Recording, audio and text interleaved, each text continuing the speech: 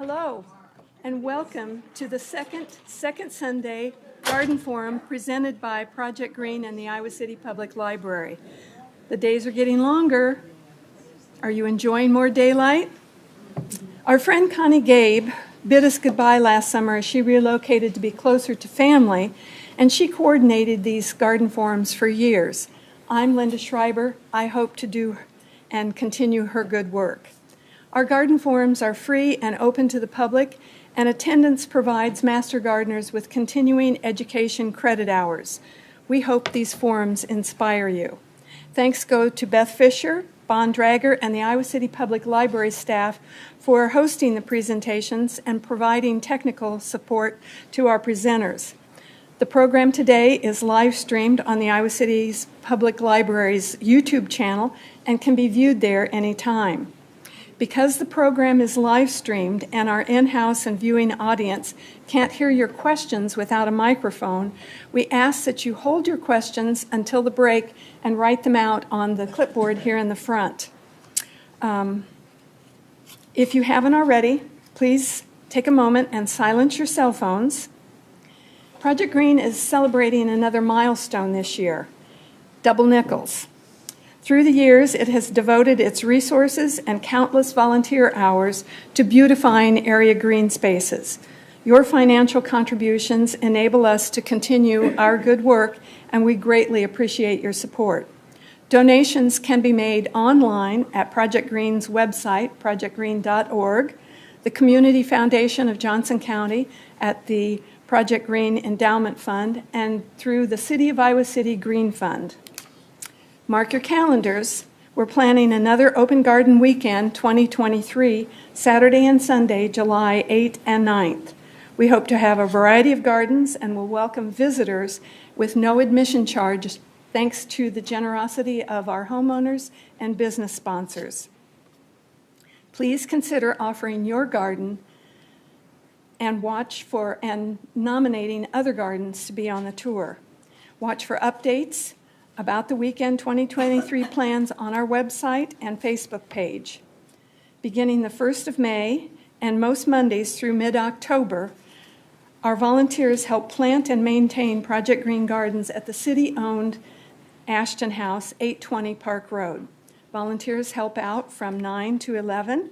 It's a great opportunity to meet fellow gardeners, exchange gardening tips and information, and have the satisfaction of helping the community.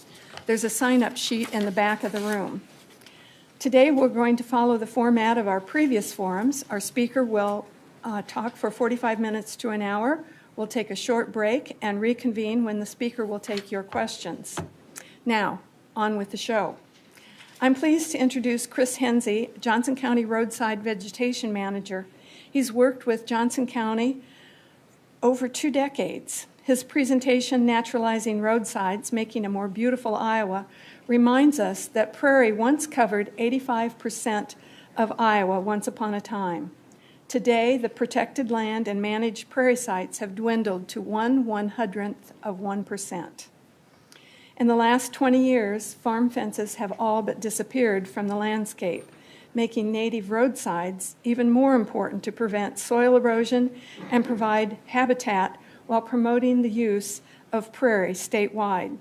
In Johnson County, integrated roadside vegetation management helps maintain a safe travel environment on the county right-of-ways, helps control noxious weeds, and prevents erosion. Those efforts sustain water quality, improve wildlife habitat, and provide the public with aesthetically pleasing roadsides using a variety of managements.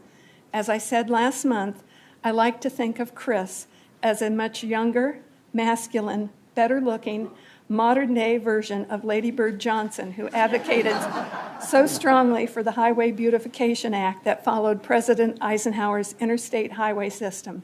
Please welcome Chris.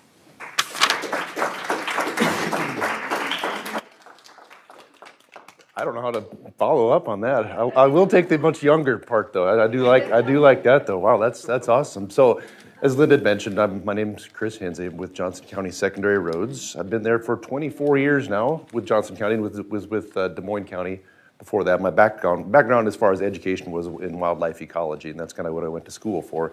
Somehow ended up doing roadsides of all things. I had long intended when I was growing up, I was going to be the grizzly bear biologist out and working in Yellowstone with a wildlife background, and somehow ended up doing roadsides.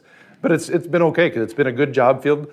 It's basically doing habitat and conservation work that I would do for the Iowa DNR just in the roadside. So the presentation today, you'll notice, is a little bit different title.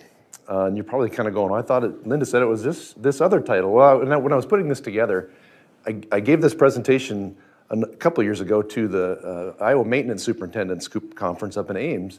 You know, and this is a group of people that comes from this end of the spectrum. You know, and they're focused on drainage and safety and all that stuff, and that's important. But I want to make it, and we're going to talk today about why this side of the spectrum, pollinators and all the other stuff, what wildlife is just as important as safety, drainage, all these other respects.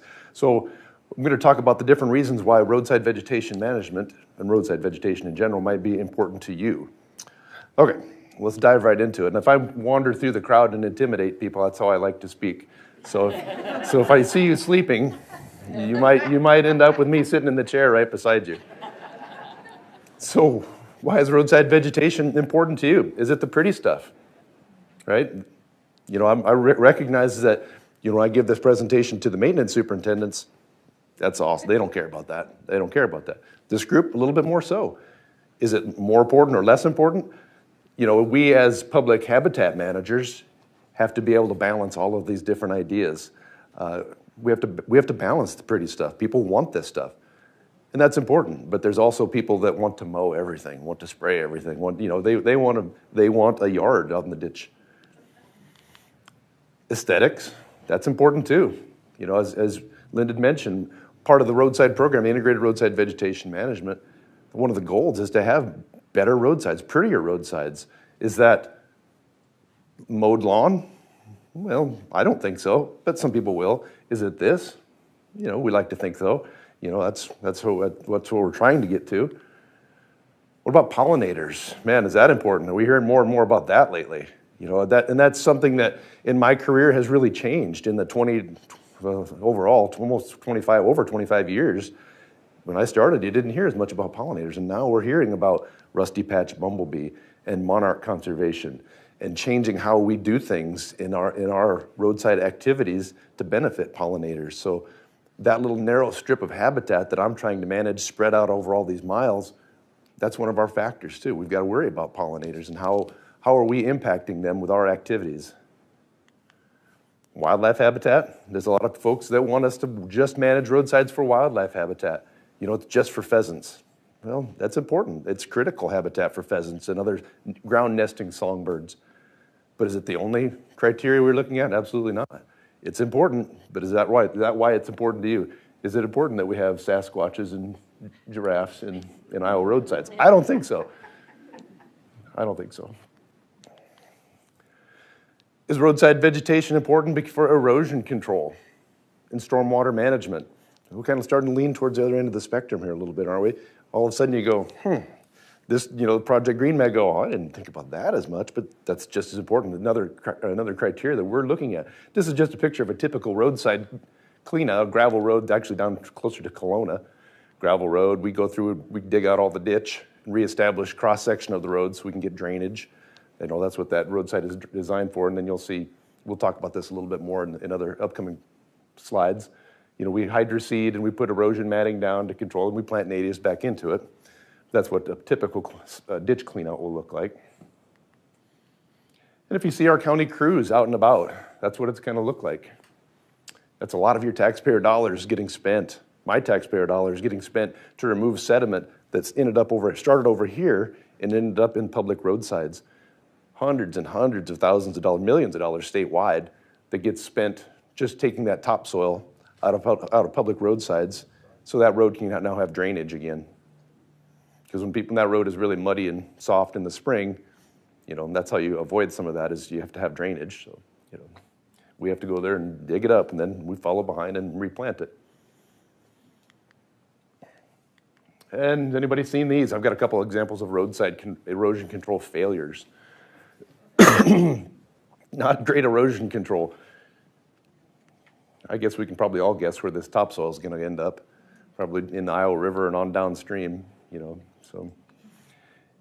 And you've probably all seen some of these. You know, it's not all the farmer's fault. It's homeowners, it's landowners, it's everybody, but we've got to control this upstream sediment.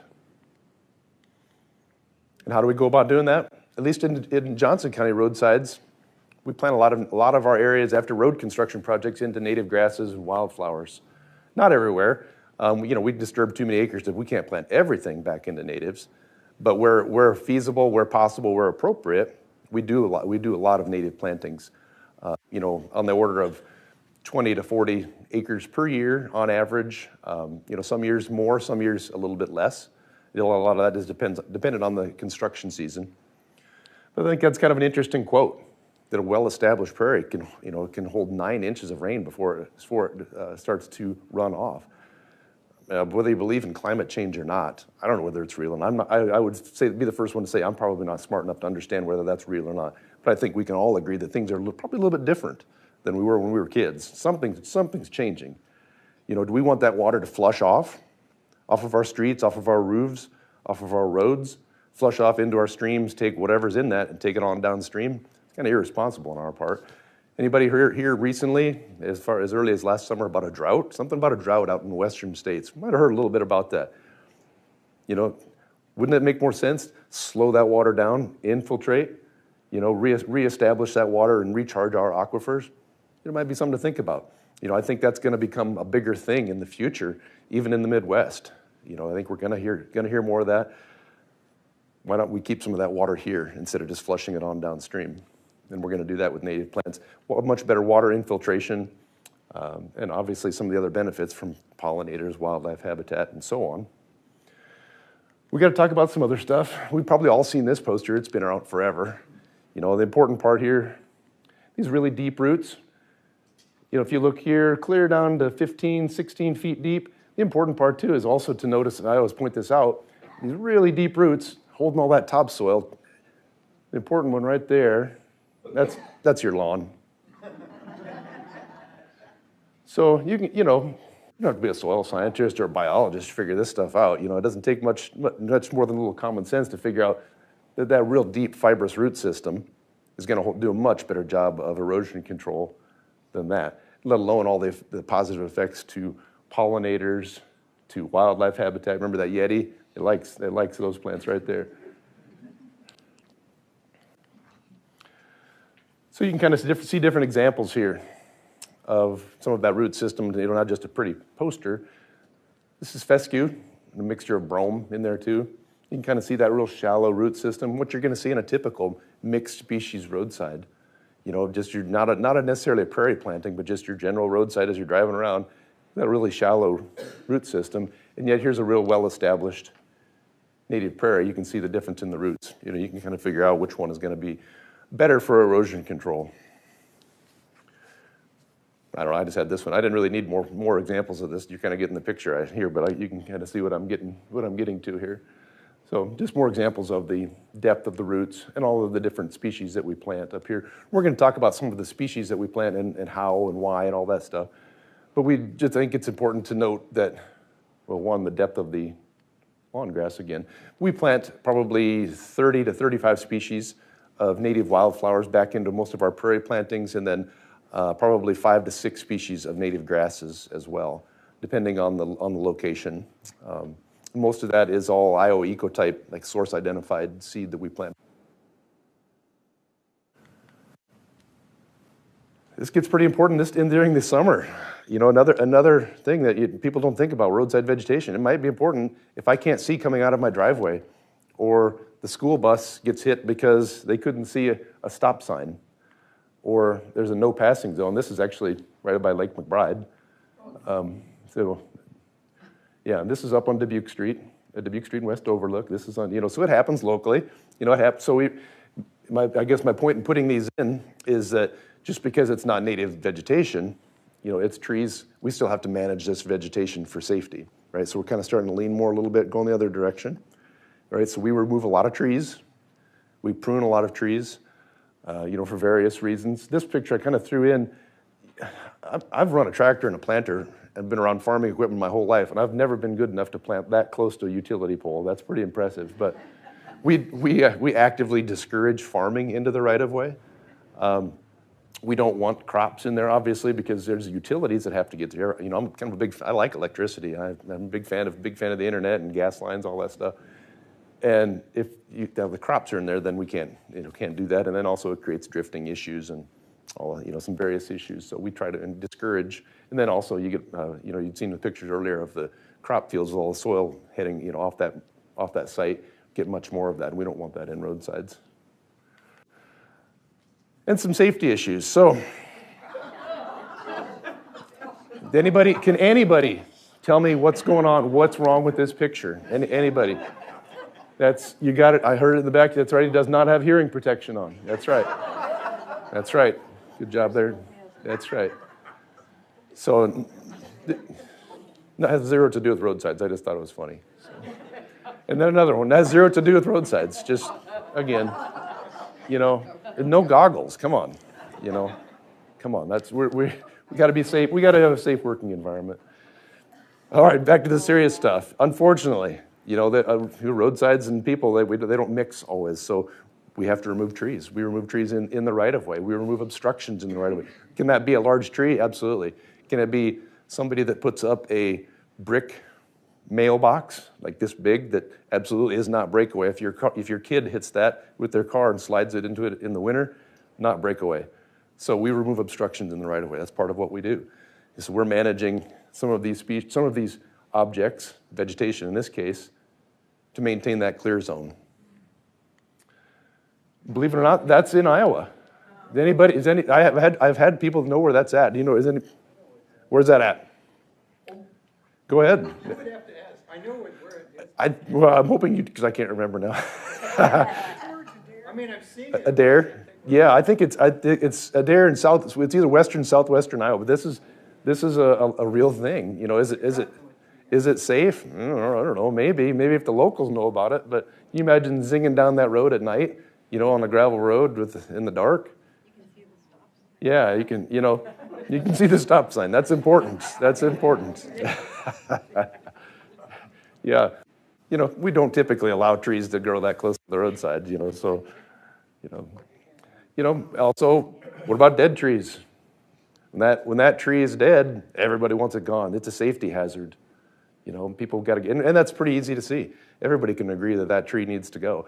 It's a dead elm tree, so maybe we can wait till, later in the spring and get some mushrooms from it. I don't know, but if you pay real close attention, you look at some really crazy guy clear up on the top of that thing. Yeah, that's a big tree. Obviously, if it's a dead trees, we remove those in the roadside. When you go off on private property, cross that fence line, cross that property line, then that becomes a different animal. Unfortunately, that's the landowner's responsibility for those trees. We'll work with them, but to remove hazard trees. And everybody can relate about safety issues, storm damage trees. Nobody's ever told me, don't cut that tree off my road, just leave it there. It's been a tornado, it'll be fine. Don't worry about that after the ice storm, it's fine. I'll get it later.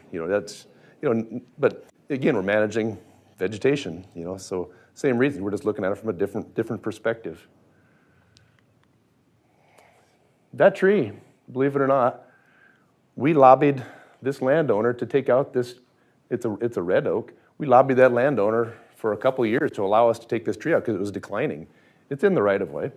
It would be a tree that we would normally manage, and he fought and fought and fought, did not want us to take that tree out.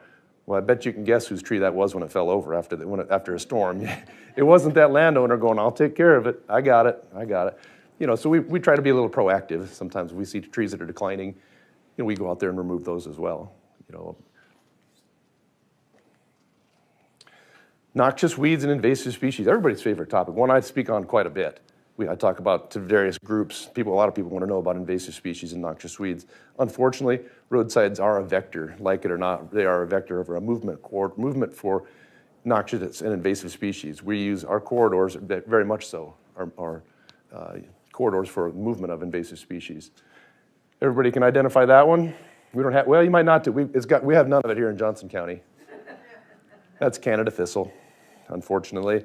Do we have any DOT employees in here? I bet you if there are, I bet you didn't know we could grow cotton in Iowa. A lot of people call up and say, well, you've got a cotton field growing in your roadside.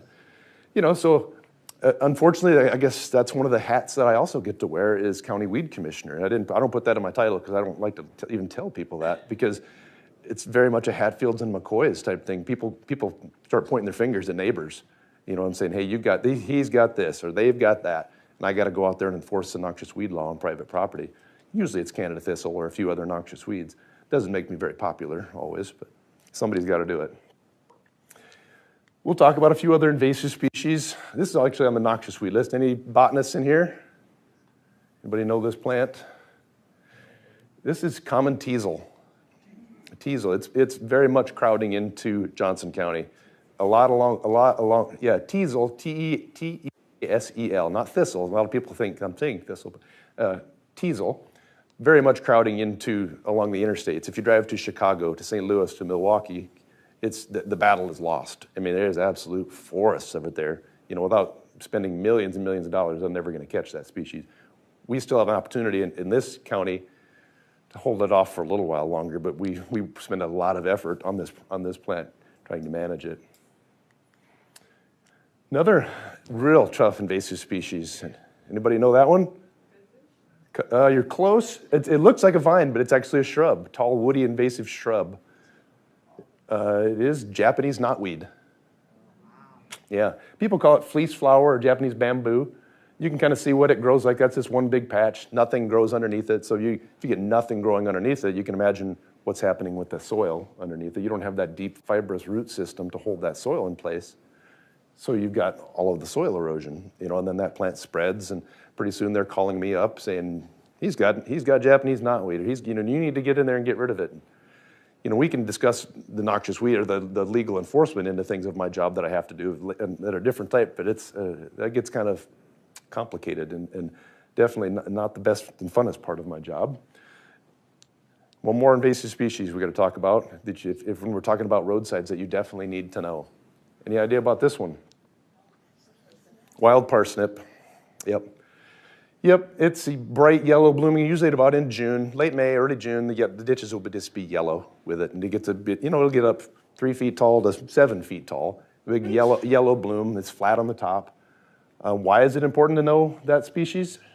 Because it reacts with sunlight to give you like a second-degree sunburn blister, and the blisters last several weeks before they actually go away. I've told a lot of people that if you have the opportunity to choose between poison ivy and wild parsnip, absolutely take poison ivy every time.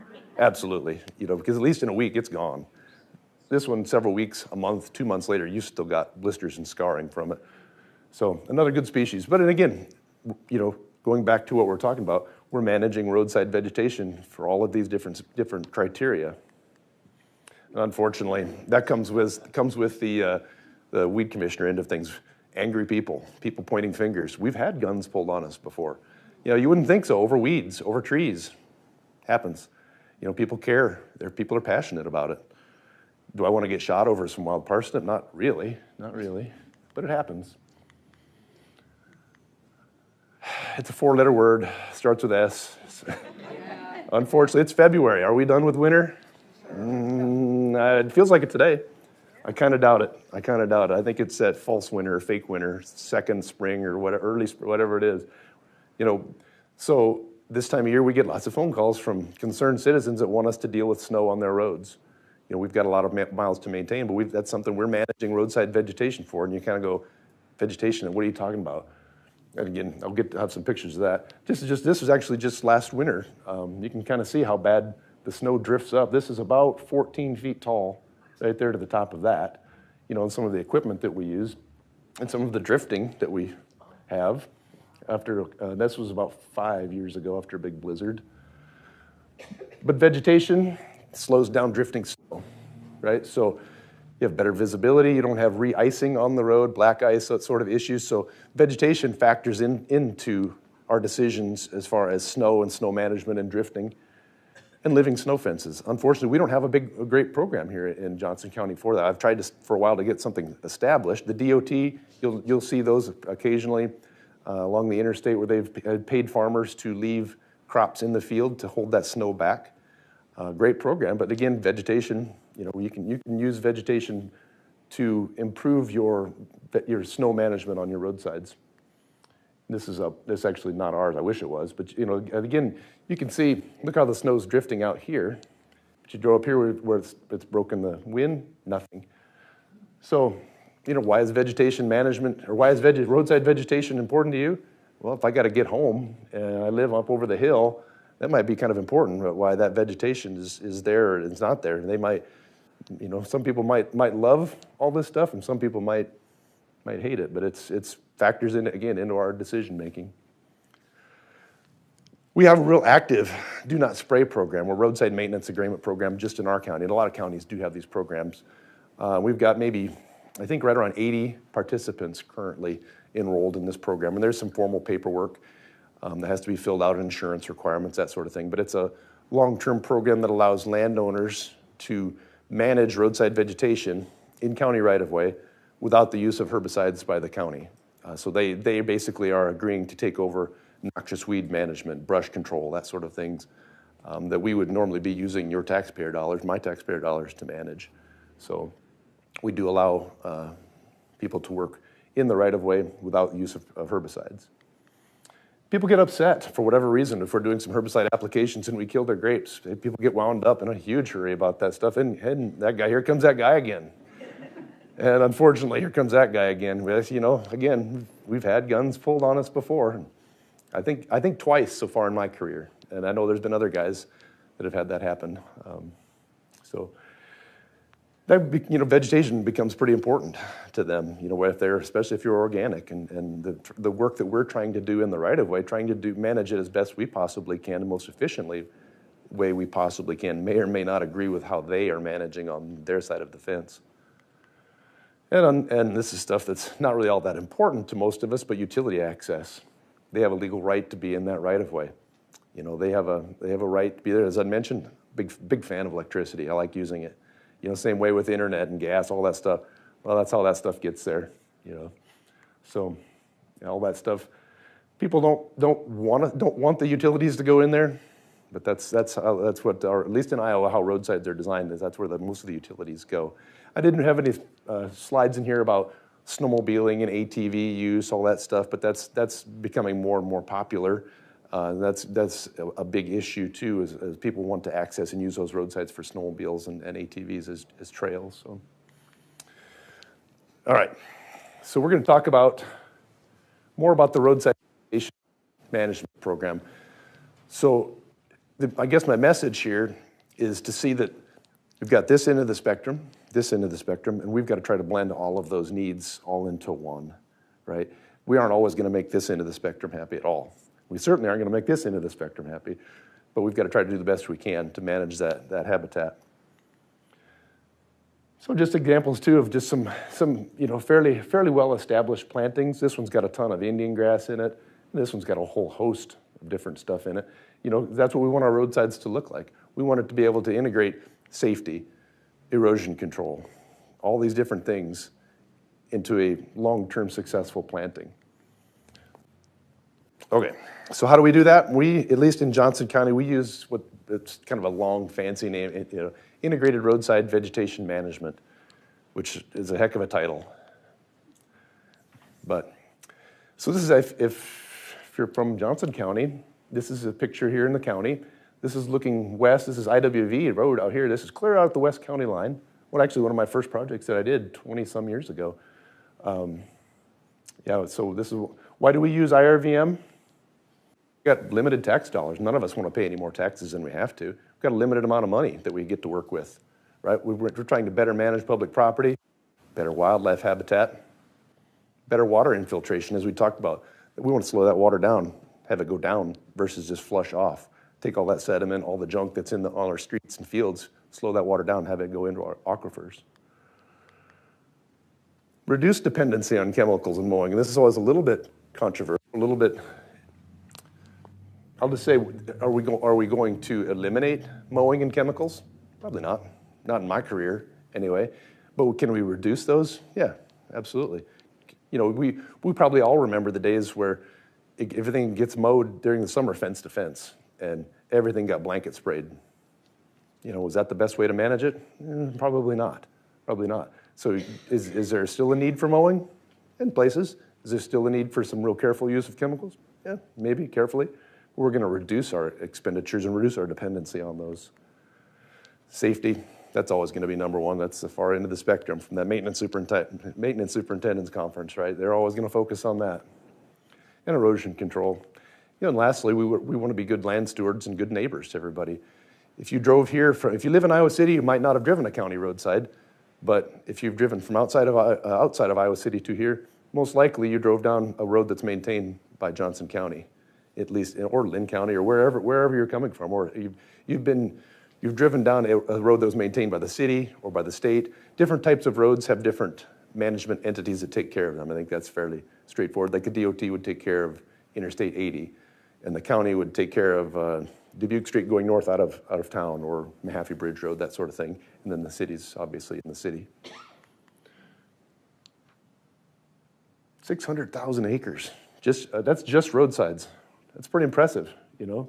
Why do we care about roadsides? It seems like we're just kind of, you know, we should be be giving all our money to conservation and the DNR. And we should, but we've got 600,000 acres of roadside in Iowa. More than 3 times the amount of habitat, potential habitat for pollinators, for aesthetics, for all these different uses. That's more than 3 times that amount that's managed by the Corps of Engineers, our conservation. This is kind of amazing. Roadsides in Johnson County is over 10,000 acres. Now, just in Johnson County, just in county roadsides, we've got about 6,500 acres of just county roadsides. This is including state roadsides and city roads. So 6,500 acres. So just in our county, we've got about 900 miles of county road that we maintain. So 1,800 miles of ditch spread out over, you know, it's a lot. It's a lot. 6,500 acres spread out over 1,800 miles of road. There's plenty to do. I'm not going to work myself out of a job. So the real cornerstone of our program with our integrated roadside vegetation management program is the planting of the competitive species. You thought I was going to forget about you over here and let you sleep. I told you I was going to wander around. That's really what the main focus of our program. We plant a lot of natives, not everywhere. Because we have to say after a construction project, we rebuild a bridge, the landowner may want to mow it. I don't know why, but they may want to mow it. And that's okay. We don't want to fight with them, and we're not going to force natives on them because it's maybe not the right species for every location. But after the vast majority of our construction projects and quite a few of our maintenance projects, we plant a lot of natives. 30 to 35 species of wildflowers, sedges, wet stuff, dry stuff, and about 5 to 6 species of native grasses. Excuse me. We get to use some cool tools. They pay me to do some of this stuff, and it's hard to believe. We get to use some cool tools for roadsides, for a lot of our seed bed prep. You know, it's a lot of stuff that your average landowner, probably homeowner's not going to get to use. But a lot of these areas are real steep. You know, obviously, it's nothing but clay when they hand it to me. We don't get topsoil. I don't even know what that is in my career. Most of the time, you get chunks of old clay and asphalt and chunks of railroad tie, and you know, and they're like, okay, make it green, make it pretty. You know, all right, we'll do the best we can. You know, and that's just what we get, and then it's on a slope like that. You know, so that's what we get. So we've got some different tools than you would probably typically use for a homeowner or for a garden. Some cool stuff. We do have one of these. If you ever get an opportunity to run one, we run everything. This is a Vicon broadcast seeder. We run fertilizer through it, cover crops, native seed, everything. And we've used some native grass drills quite a bit to do our plantings. A lot of our sites, as I'd mentioned, are steep. They're muddy, real sensitive soils because not everywhere is asphalt and clay. Sometimes it's nothing but sand. Once in a while we get like a splash of topsoil on top of it, but not very much. You know, most of it's just junk soil. So we do a lot of hydroseeding. You might see us around the county pulling our hydroseeder. So this is a machine. This is not us. This is one I robbed off the internet. But this is a machine that we put in bales of mulch. So by mulch, I mean it's ground up wood and paper, and then seed and fertilizer and everything, and it sprays out, and obviously water. And it sprays out on the slope, and then it's got a tackifier glue that sticks it to the slope. So we use that on a lot of our sites that are real wet, that we can't get a tractor into, or they're too steep. You know, there's stuff that's just can't get on. You know, I'm pretty comfortable on a tractor, but I don't want to drive a tractor on that. You know? So we use that. We use a hydro seeding a lot as a tool. And lastly, you know, the original seeding tool, seeding equipment. We do a lot of hand seeding as well, and especially dormant seeding in the off season. With natives, we'll seed, you know, all the way through the winter and into spring, and we'll just broadcast out onto the snow with our hands. Especially, and that works well for small sites. You know, when you've got 5 acres of roadside spread over 2 miles, I don't want to hand seed all that. One of the other tools that we get to use, or we do a lot of, is mowing. You know, are we reducing our mowing? Absolutely. You know, there's pamphlets I have up here. Is anybody familiar with the Iowa mowing law? Well, then you're going to get an education on Iowa mowing law. So the mowing law is a bill that got passed a number of years ago that includes state and county roadsides that they don't want us to mow roadsides until July 15th. And now the whole intent of the bill was for ground nesting songbirds, you know, so we get better production. Pheasants primarily, but there's a lot of other ground nesting songbirds that, you know, are going to benefit from that as well. But it's a well-intentioned rule, but there's also some other, we can still mow, shoulder mow for visibility. We can mow for noxious weeds. There's some other criteria. We can still mow if we need to. But we don't mow during the growing season fence to fence. We just don't do that. We're going to do most of our mowing for brush control, for snow drifting potential. We'll do that in the fall and even in the early winter. And try to limit some of our mowing. And then also factoring into that too is pollinators, you know, wildlife habitat. If we mow all that off during the summer, there's nothing there for wildlife habitat, and there's certainly nothing there for pollinators. You know, nothing for the rusty patch bumblebee or monarchs or other species. They pay me to burn things. It's fun. Yeah, it's a little scary at times, but we do quite a bit of prescribed burning. Typically, most of our burning is done in the spring. We do a little bit of fall burning, but most of it's done in the spring, and generally April and May, to get natives established, and then also to manage invasive species, woody species that are trying to crowd into our plantings. It comes with a lot of challenges. In roadsides, obviously, we're worried about smoke management. Utilities for whatever reason, get mad when I burn up their utility poles. I don't know. People get upset, but but it comes with some challenges. But just like anything else when you're managing, timing is important. A fall burn versus a spring burn, an early spring versus a late spring burn, it matters. It changes the species composition that's going to result from that burn. And it's going to suppress some invasive species. But unfortunately, there's always an extra but. So it suppresses some invasive species, but some species like fire. My example that I usually use is sweet clover. We burn once in a while for yellow and white sweet clover, which we get a lot of in our roadsides. A single year burn, we get a big flush of sweet clover the following year because that seed is scarified by that fire. So we get a huge flush of sweet clover. So if we have an area we really want to set back sweet clover, we need to burn 2 years in a row, and that will really set it back. So it stimulates others. I think if I can go back, I'm gonna go. If the video gets loud again, I apologize. Trying to make it I'll just tell you. That's easy. So this burn right here, if you watch real close, about halfway through it, there's a rabbit that runs from over here over to here. No problem in the video. That's happened before where we've had well-established prairie on both sides of the road, and unfortunately, a rabbit decided to, before it took off to catch on fire, ran across the road, set the other side of the road on fire, which is really exciting when the wind's blowing this way, and you look behind you and you're like, oh man, they call the fire department. So that comes with some challenges. And, so we're trying to manage some of these plantings, so we aren't damaging as little wildlife as possible. So if we've got a mile of prairie, we may only burn one side of it and leave one side for the next year, and then alternate. And we try to go on a 3 to 5 year rotation, roughly, depending on what we're trying to manage for, if it's got a lot of invasive species or woody species, that sort of thing. Okay. Yes, fire has some smoke management risks and risks of escape. As I'd mentioned, people get angry. I don't know, and it's hard to see. This is actually out on the west end of the county. That picture before of the west end of the IWV. I built the sign, put it up for Ragbri. It says prairie restoration. Well, it's on fire right now. So a little bit of a challenging burn, but yeah. Yeah, that one wasn't such a big deal. This one they were really unhappy about. Yeah, that was expensive, but what do you do?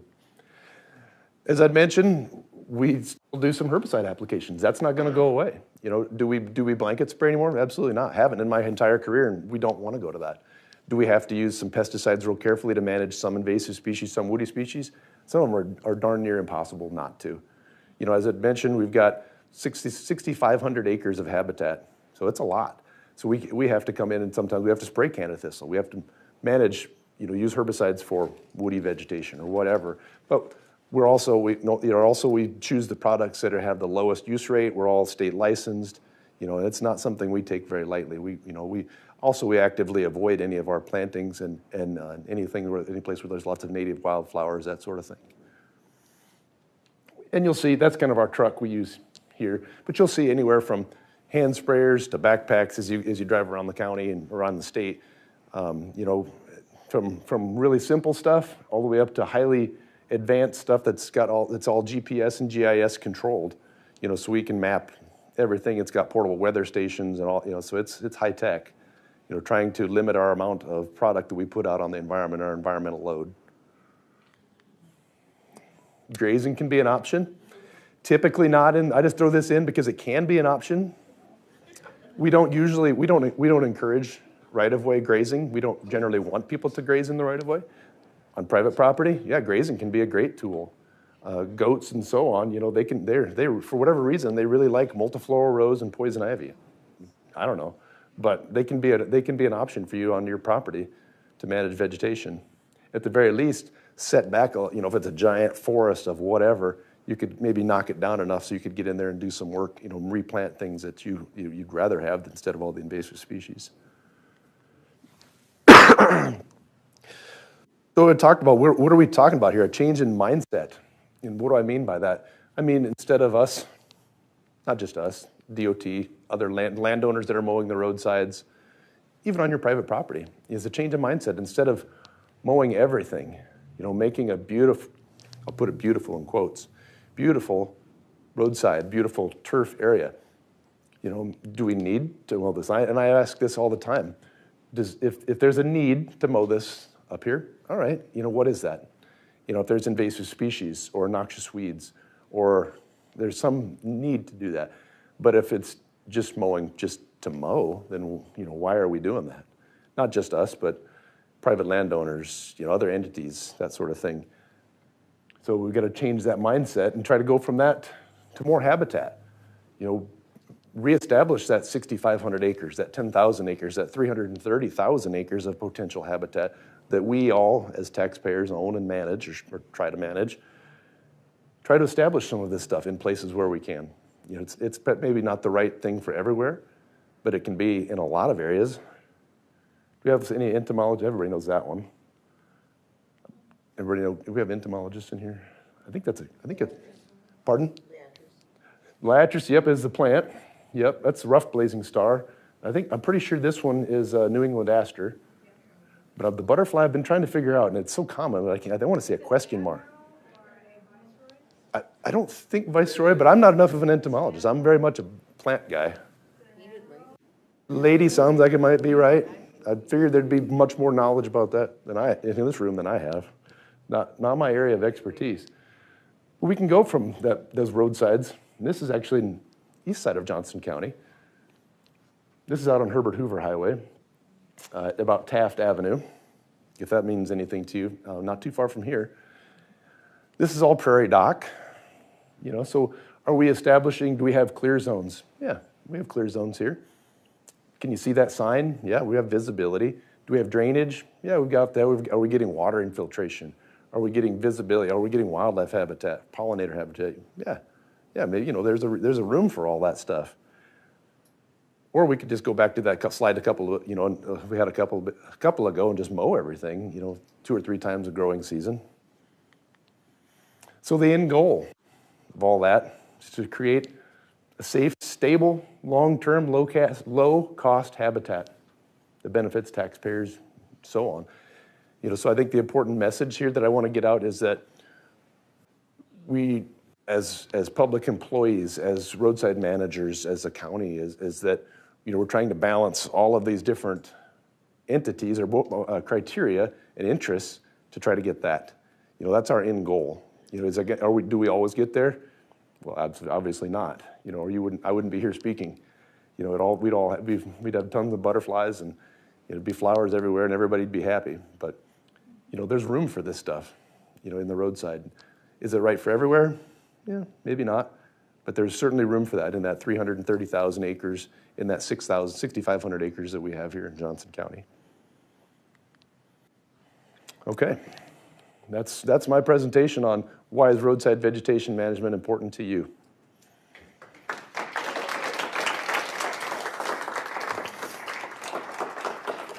Okay, we're ready to go with questions for Chris. And one of the questions that he got at the break was, is this also the mindset for state and interstate highway system? Sure, I'll speak briefly on that. I mean, I work for the county road department, and the interstates would be the Iowa DOT. So they manage like Interstate 380 and Interstate 80, but also like Highway 1, Highway 6. They just different management entities. And as you change roads and road surfaces, sometimes that management entity changes. You'll notice that sometimes during the winter when you're going and you cross, say, a county line or into a city limit sign and the road's not been plowed or something for, and it's not that it won't be, but every entity does things differently and at their own pace and on their own policies. So that said, the DOT does a lot of native grass planting. They were probably the big pushers and originators of the roadside vegetation program statewide, and we've piggybacked onto them. Now after a lot of their larger construction projects, they will plant back a lot of native grasses. Not everywhere. They still have the same considerations that we do as far as snow drifting and visibility and all that stuff. But they still do plant a lot of native. Now they have a little bit more room in the state right-of-ways than we do in county right-of-ways. Most of our county right-of-ways are pretty narrow.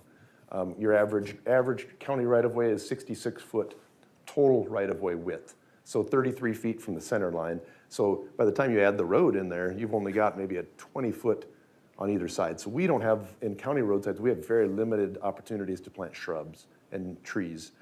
DOT, they've got a little bit more room. They might have 200 to 300 feet, especially large intersections. So are they planting some native shrubs? Yes.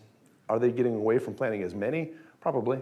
I mean, I'm not a DOT representative, but they do probably more shrub planting for snow drifting along the interstates than they do for pollinators and other consideration. Most of that is for snow drifting that they're doing right now. They're still doing a lot of native planting, native grasses and wildflowers, but not probably as much of the shrubs and trees planting.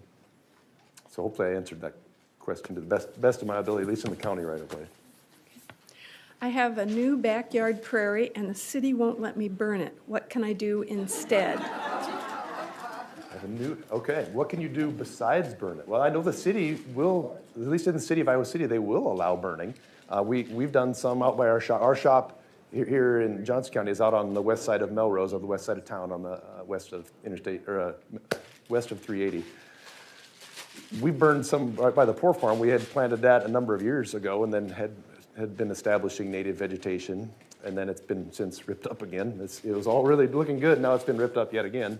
But the city would allow us to do some burning, but they have a paperwork process, and they want to be safe with it. There's like a 7-page document, and they want to see that you know what you're doing. They don't want to just turn people loose with a match, and I don't blame them for that. As far as options for within the city, or if you just choose not to burn, or just say, man, that's too scary, I don't want to burn up a utility pole like that one picture. I don't blame you, because it can be, especially when you're a homeowner and you've got a hose that won't, and you're 50 feet from the planting, and you're kind of going, oh man, what do I do now? You know, it's a little intimidating. You can use contractors. You know, there are some contractors that will burn. Occasionally, if you're out in the rural areas, you can get volunteer fire departments to come burn for you. But if that's not a case, one thing you can do, mowing's not a great alternative for burning, but it can be a kind of an alternative. Burning is basically removing all of that that vegetation and thatch. You know, you can manually or mechanically do that through mowing and some hand raking. It's a lot of work, but you can do that same thing with some other tools, just not using fire to get rid of all that stuff. Now, you don't get some of the benefits from fire, from woody vegetation, you know, control invasive species, all of that nitrification of the grass and all that stuff that goes down into the soil. But you know, you can use some mowing and raking as far as a non-burn tool. I haven't used goats. I suppose you could. I suppose. You know, I don't know if I'd want to bring in goats for a little backyard prairie, though. That might be maybe more than what you're looking for. Fire's a great tool if you can use it, and we've gone into some really degraded prairies over the years and done a real late spring burn, trying to set back a lot of the cool season stuff, you know, the brome and fescue and all the, you know, reed canary grass and all the junk that's growing in there. It's a real slow, smoky, junky burn, but man, we get a lot of good out of it, you know. So I don't think we could have lost that fire if we wanted to. I mean, we had a hard time making it burn, let alone, you know, having trouble, you know, losing the fire. So that, there's ways to do fire a little bit safer. You know, we do a lot of back burning, and if you're familiar at all with burning, you can light it and let the wind push it through. It'll burn really fast. It's really cool. It's fun, but it's scary. You know, it's hard to hang on to. You know, so I tell a lot of people, and a lot of times I go, I'll start it if the wind's pushing it this way. I'll light the fire down here and just let it creep backwards. You know, go up through there, and I can keep control of that fire. And I've told a lot of people that if you see me out burning and I'm just leaning on my shovel, you can just keep right on going. If you see me out there hammering on it and spraying water, stop and help, please. You know, so something went wrong. You know, but you can burn safely. You know, but it does take some skill, and more people the merrier. You know, if you have extra people, grab some friends and family and nephews and so on, and put them to work. Next question is, going out Melrose Avenue to Highway 6, 3 or 4 years ago, the bowl, I believe it is, on all sides of the road were mowed in very early fall. It had orange butterfly weeds, asters, purple coneflowers, etc. Very little came back. How can that be prevented in the future? On Melrose Avenue heading towards Highway 6. Well, that was my question, heading towards the interstate of 380, that would take you down to Menards or... Okay. Oh. Okay. That was a beautiful area. Would that be would it be Mormon Track? Would that by because there's a it's not weird. There's a real nice planting on Mormon Track and further to the south. Okay. So that, I mean, it's city maintenance. It's kind of nice when I can point the finger and say, well, that's not ours. We didn't do that. I think that's that doesn't happen very often. Most of the time it's us. Right. First, obviously, is finding out who maintains it. You know, who's in charge of maintenance. There's no sense chewing out the DOT, and they're going to go, "Quit yelling at me, lady." You know, it's not us. You know. If it's off of Camp Cardinal Road, right, As you're heading south. sorry, we're live streaming the program. Oh, I'm sorry. As you're heading out of town. Well, Right. Melrose does not go into Highway 6. No, that's why I corrected myself. 380. Okay. You head out of town. You head out, like if you start at the hospital and go out Melrose, so past Cardinal Road, and then there's an interchange there. So then you're going south. Yeah. Okay. But it was actually to the, I don't know directions. I just know where I drive. I'd have to look. So, you know, the city if I'm I think I of think 218. I think I'm where you're talking about. So the city would maintain out to Camp Cardinal Road on Melrose Avenue. Okay, it's and just then beyond actually the that. city maintains Melrose all the way out past our shop on past our secondary road shop. So if it's the DOT that wouldn't have anything to do with that. Now if it's in the DOT, like the roundabout or the off ramps and on ramps, Yeah. that's the state. That's the DOT. That's DOT. Right. So as I had mentioned, the first thing is find out whose it is. You know, okay, if this is something I would like to see changed, find out who it is. And it sounds like this is the DOT. So in that case, it's Oakdale Maintenance Garage, and they are up by the prison on Highway 965. And you can ask them, it may not change anything. You know, they're a large government organization, so nothing changes quickly. But you can at least find out why. You know, and ask if there was a reason why this work was done. It had been just beautiful for a lot of years. Yeah, and it gets frustrating. I know I get frustrated when I see landowners go out and they're going to go mow off all those yellow and purple and gold thistles that I planted. Like, no, you know, that's all the wildflowers that I planted. You know, or you drive by and there's Farmer Joe out spraying all of the stuff and his, you know, on his four-wheeler, and you know, and it's frustrating. You know, and it's a long educational curve. You know, and you can stop and talk, or you might get stopped and get yelled at. You know, you might not. You never know. So it's challenging. You know, and in roadsides it's tough because you know there's a lot of different competing interests. Just because I want this done, this person may want this, and you know it's challenging. I'll say. So I guess in that location, I think if you have strong enough concern, I wouldn't be afraid to just call it the Oakdale Maintenance Garage, and just ask, you know, how they maintain things. You know, maybe they can explain. Thank you. Yeah. What do you do with the eroded, it's not eroded, the topsoil that you take out of a ditch? What do we do with the topsoil we take out of the ditch? Well, obviously, when mostly our gravel roads out in rural areas, we call them ditch cleanouts. So we're going in there with heavy equipment and we're digging that out and reestablishing that cross section of the road with drainage and the road's crowned. So that topsoil, generally the landowner has first right to it because it's supposed to be their soil, even though they put it into public roadsides. It's their topsoil. So if they want it, we will drop it. We'll haul it over and dump it on their property. Most people don't want it, so there's always landowners around there looking for topsoil. Now, when they say they want topsoil, I hope they're not thinking they want like high quality bagged topsoil like you're going to get, because it's got weeds and trees and rocks and everything else in it. You know, and unfortunately, that's something that I've worked hard for a lot of years. Is when our guys are out digging the ditch, and they're digging it out and they're hauling it over here. And I said, you're just digging up that Canada thistle patch and that Japanese knotweed patch, and you're just moving it over here. You know, start thinking about some of this stuff. Some of these species we're helping move, you know, by transporting all of this soil, you know. So I've done a lot of work with our own guys as far as educating them or trying to educate them. You do the best you can with our guys, but the topsoil goes to other landowners. Generally, we don't use. There's times when the landowners don't want it, and we can use it for some of our road construction projects. We need to raise up a road, or we're replacing a driveway tube, and we'll use it for fill. Hopefully that answers that question. Okay. Are there specific programs or contacts within Johnson County for establishing prairie land and dealing with invasive species on private land? Can you read that one more time for me? Are there specific programs and contacts within Johnson County for establishing prairie land and dealing with invasive species on private land? Bittersweet, honeysuckle, mellifera. Yeah, well, as far as planting natives, I'll tackle that one first. As far as our roadside program, we offer tons of free advice, free pamphlets, free information, and I'll show people how to do it and what to do and how to establish it and maintain it. That said, we don't do a lot of the work. You know, that's what people want. They want us to come in and do it for them. You know, plant my property, come in and then maintain it and do it for free too. Well, it doesn't work that way. So we can be a resource for folks to teach them what to do. And we have got lots of pamphlets that we can. I don't have any here today, but I have them available if that's something you would like to see. Just email me.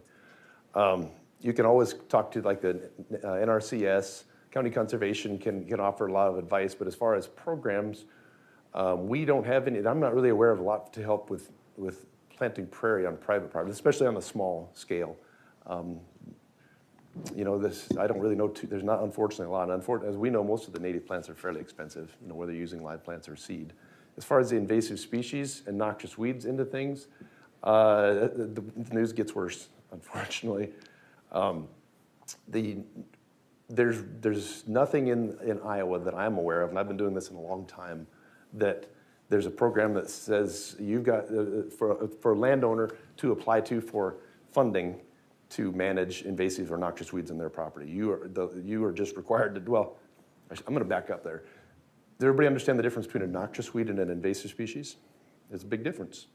Okay, we'll back up a step then. Okay, so a noxious weed is a weed that the Department of Agriculture and the state legislature has declared to be legally noxious. So it means it's on an Iowa noxious weed law in the Code of Iowa. So that means it has some legal backing that on anywhere in Iowa, on public property, private property, that weed is supposed to be destroyed. And that's where the county weed commissioner, part of my job, comes in. Now, if that weed is not on the noxious weed list, if it's giant ragweed or oriental bittersweet or garlic mustard, not on the noxious weed list, you know, I can go to a landowner and say, you have to get rid of that. And they're gonna go, no, you know, I don't have to, you know. Should they? Yeah, maybe, but they don't have to. And the county then wouldn't have the ability to go on their property to manage that species with or without their permission and then bill them that. But an invasive species, a lot of times is much more of a problem ecologically, environmentally. I'll use oriental bittersweet or teasel. Well, teasel's a noxious weed, that's not right. Everybody's familiar with bittersweet, I would assume.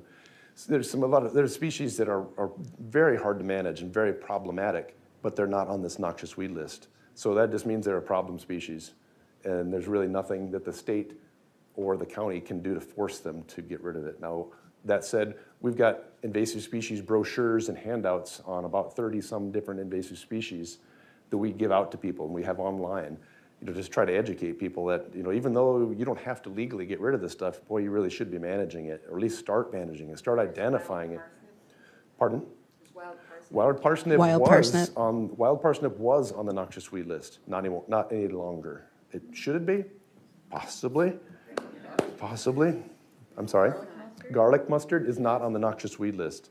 Right now there's only 8 species. It was 27 and went down to 8 species on the noxious weed list. So there's only 8 species that the state says you have to get rid of on your land. There's a lot more species that you should be managing on your land, you know, before it overtakes your garden and your prairie and everything, you know. As example, kudzu, you know, we don't even have kudzu here yet, thankfully, but a lot of people are familiar with kudzu. It'll grow up and over everything. We have oriental bittersweet, and that's kind of the kudzu of the north. You know, the kudzu is a plant that ate the south, and oriental bittersweet is rapidly becoming the plant that ate the north, you know, especially in the corridor area. It's just out of control. So that's the bad news. There isn't any great resource for landowners as far as monetarily or grants or anything like that for them in Iowa that I'm aware of. Now that we provide lots of information, but unfortunately that's about as far as we can go. I'm just full of good news today. How many counties in Iowa have roadside programs like Johnson counties? How many? Okay, so we've got 99 counties in Iowa. About half of those, 45, have active roadside programs. Of that, 45 programs, about half of us are with conservation and half of us are with secondary roads. In Johnson County, we're with secondary roads. You go to other counties. I think Iowa County, there was secondary roads. Lynn County has an active program, there was secondary roads. But there's other programs, I'm trying to think like Story County, it was very similar to our county, there was conservation. So it just varies by county. You know, the work is still the same, but it's just, you know, what department's gonna house them and pay for them. Okay, and the last question, what are your favorite and least favorite herbicides? Well, this is a loaded question. That's why I put it last. You know, I wish, I'll be honest, I wish we didn't have to use the herbicides. I wish we didn't have to. But unfortunately, it's just it's a fact of my life, my job, you know, and the world that we're living in, that there's some species that are awfully hard to get rid of without herbicides. Could I get rid of all the dandelions and creeping Charlie in my yard without herbicides? Maybe, but I mean, I'm not going to be out there for 6 hours a day picking and pulling, you know. So could I get rid of them all? Possibly. Is it a lot easier with pesticides? Yes. Can that be overused? Absolutely. Can they, you know, can be abused, you know, and you see that occasionally. So that's my disclaimer. You know, I think they're a tool like anything else, whether it's fire, mowing, planting, all that stuff. And you've got to be careful. You know, use the product. You know, you can use the safest product, the one that you can use the very least. You know, and time it to hit the plant at the best possible time that you can. You know, if you have to use it, okay, let's be as safe as we possibly can using it. You know, so it's not killing the stuff that we don't want killed. So, as far as favorites, that's tough to say because there's hundreds and thousands of different products, you know, and it all depends on what you're targeting. You know, if I'm targeting Canada thistle, I'll use this product. If I'm targeting, you know, woody species, I'll use this product. And then, is it during the spring? Is it during the winter? You know, so it's tough to say. I can tell you what we use currently. Most of the stuff that we use is it's a specialty market. It's stuff that you're not going to be able to go to even to the co-op, and certainly not to Orscheln's or, you know, Tyson's and buy. As an example, we use a product called Milestone for Canada thistle. You know, so this is a specialty product, and it's about $400 a gallon. You know, it's not cheap, not cheap. But, you know, in a couple applications, I can have it gone. You know, and there's been stuff sprayed on Canada thistle for 100 years, and the patch is still there. You know, are you better off spraying something really cheap and keep spraying it year after year after year, or are you better off spending a little bit of money and getting it gone? So my way of thinking is let's spend a little bit more money, get it gone. We got to move on. So we're, like, as I mentioned, about $300 to $400 a gallon. But the nice thing about Milestone is it's only applied at like 5 to 7 ounces in an entire acre. You know, so real low use rate. You know, and things have changed significantly since I was a kid, since most of us were a kid. It used to be gallons and gallons per acre and spray everything. Now we're down to ounces per acre. And I mean, I'm having to get a little scale and measure out little pellets to put into a backpack, you know, because that's how little we're using, excuse me. So that's a good thing. You know, we're trying to reduce that amount of chemical. You know, if we have to use it, that's okay, we have to use it, but let's use as little as we possibly can, use the best product that we can, time it right, get the right target, all that stuff. So I didn't really answer the question. I'll say, I'll go out on a limb here and say Milestone for Canada thistle is my favorite. Okay. We have asked Chris to send us his list of plants that he installs along roadsides, and we'll post that on the website. So now we'll do some. It changes year to year. We as I'd mentioned you had asked about how we got our seed. We've been real fortunate in Johnson County and in other counties around the state that the Tallgrass Prairie Center out of UNI, for 25 years now they apply for transportation enhancement money they apply to the Federal Highway Administration, and for about 25 years now we've been fortunate at the state level to get grant money that then buys about $300,000 worth of seed every year that then the Tallgrass Prairie Center, working through the Iowa DOT, they distribute that to county roadside programs. So we've been able to get about 25 years worth of free seed, just going through this seed application and grant process. It's probably saved us as taxpayers, I'm going to say $250,000 worth of seed in my career.